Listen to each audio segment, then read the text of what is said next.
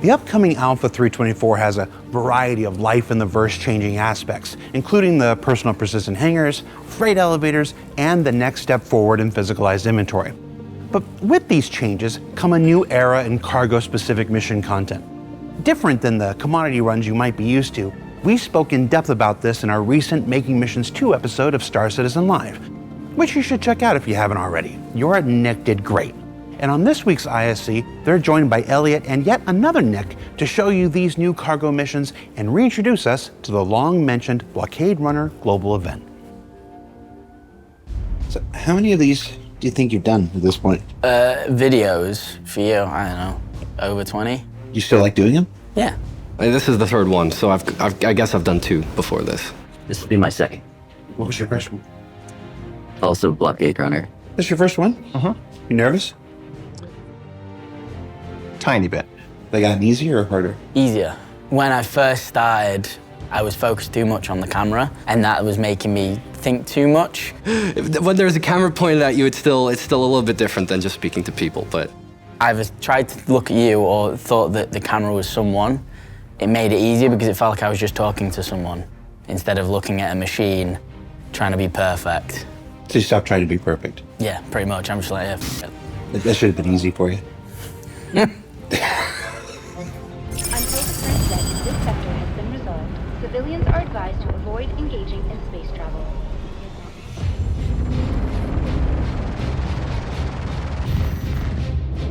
Blockade Runner is an event that focuses on cargo hauling and space combat.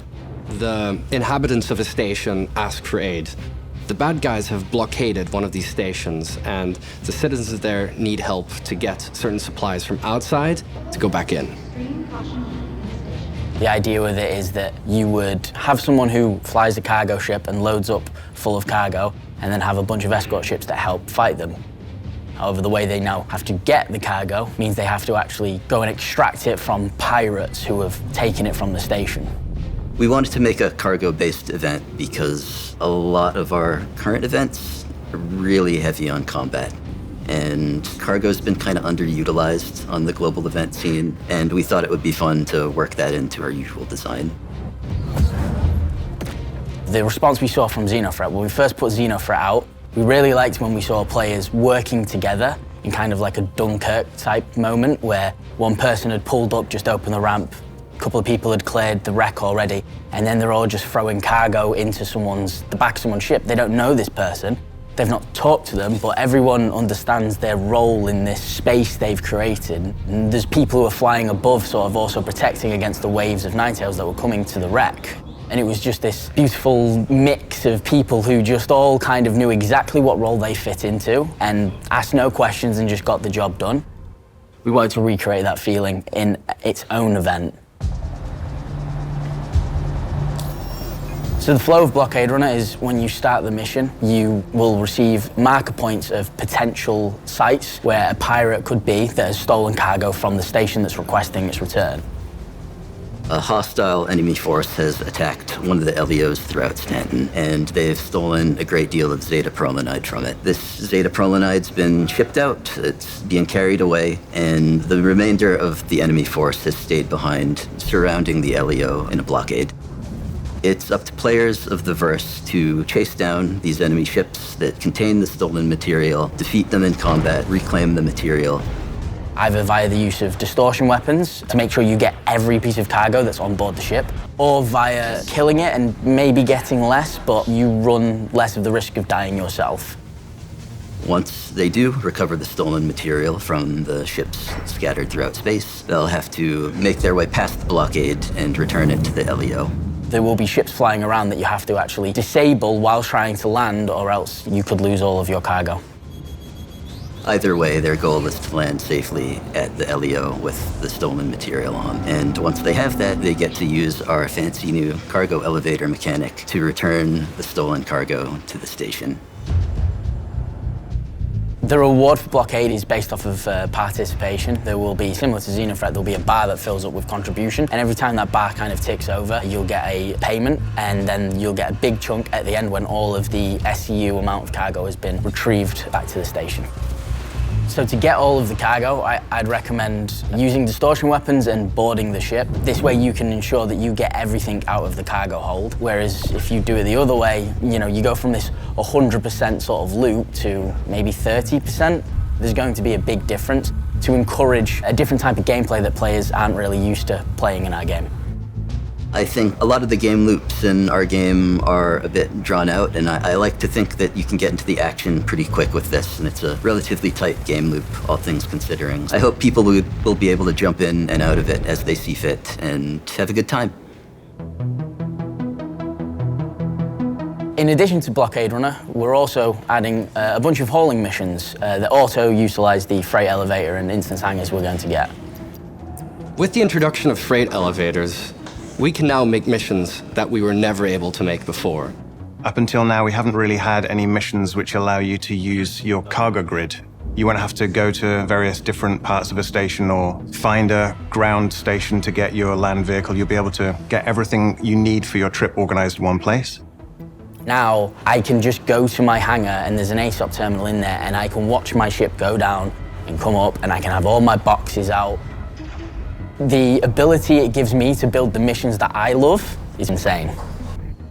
So for me as an economy designer, freight elevators means that I can reward players for new game loops and different types of activity that they haven't been able to fully play before, such as loading and unloading your cargo, figuring out logistics, and actually allowing players to monetize that effort and get a suitable reward for it.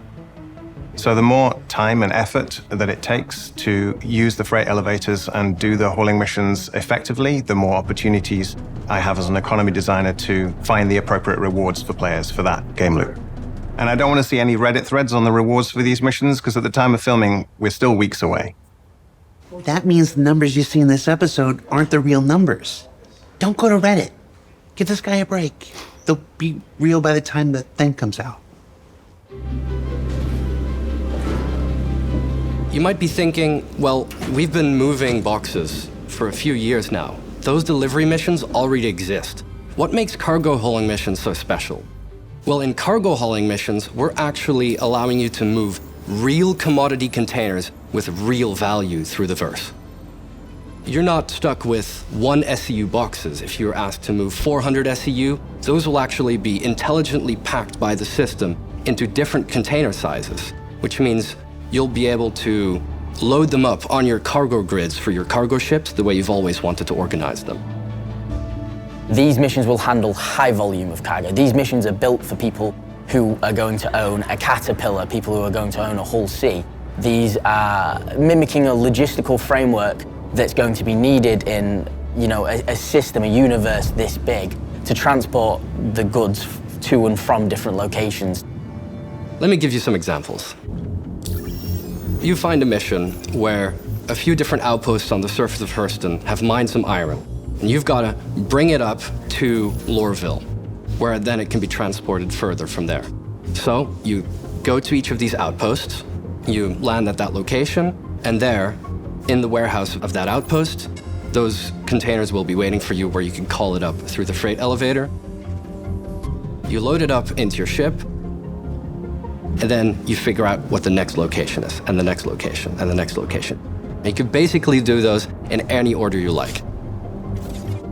You'll have single pickup, single drop-off, so this could be picking up from the LEOs around ArtCorp, the Lagrange points, for example, and taking it to Area 18 or to Beijing Point, the station above. Then you'll have a multi-pickup and a singular drop-off. And then the opposite of that, which is singular pickup to multi-drop-off, could be the complete opposite, where you go from a Hurston DC to 2 other outposts delivering goods. It also lets us do a first static setup of what is being called StarSim, where we can test out the flow and then actually make the dynamic side of it work, where we can balance it based off of the needs and wants of the actual locations.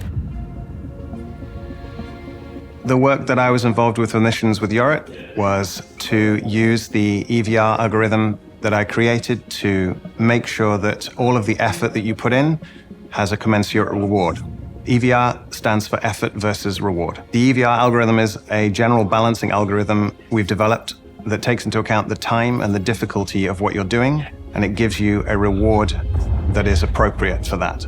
So if you do something that takes a long time, but isn't very difficult, or if you do something that takes a short time but is very difficult, you're going to get appropriately rewarded. So obviously, this kind of thing, effort and reward, isn't a new concept. It's been around since the beginning of computer games. But as the economy team moves forwards and we work on all of the exciting new features that are coming out, we're really happy to be able to bring this kind of coherent approach to the entire game economy. In the end, cargo hauling missions aren't about how good you are at shooting the bad guys. It's about figuring out which hulls the universe needs. And ultimately, it's about having fun delivering some boxes. Thanks for watching, everybody. So what did we learn this week? Well, hopefully that the cargo missions aim to provide a more involved and deliberate experience than the commodity ones you might be used to. That the Blockade Runner will benefit from boarding tactics more than simply just blowing things up. And that while your everyday life in the verse certainly changes in Alpha 324, it will continue to evolve in the subsequent 4.0 and beyond. And if you'd like to learn even more about these cargo missions, you can tune in to tomorrow's Star Citizen Live, where the team will talk even more about the stuff you saw here. For Inside Star Citizen, I'm Jared Huckabee. Thanks for letting us share the people and process of game development with you. And we'll see you all here next week.